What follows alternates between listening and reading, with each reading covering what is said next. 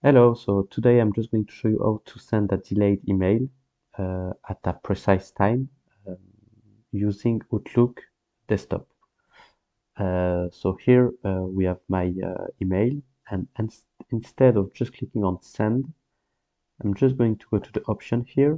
You have the delay delivery here, and you will be able to put the date and time that you want the mail to be sent. So let's say that I want this email to be sent at 5 p.m. here.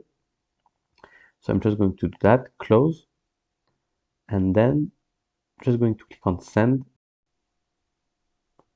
and you will see then that the email is not being sent. It's still on the hotbox. It will be sent on the correct that time, even though you will see it uh, with that time here.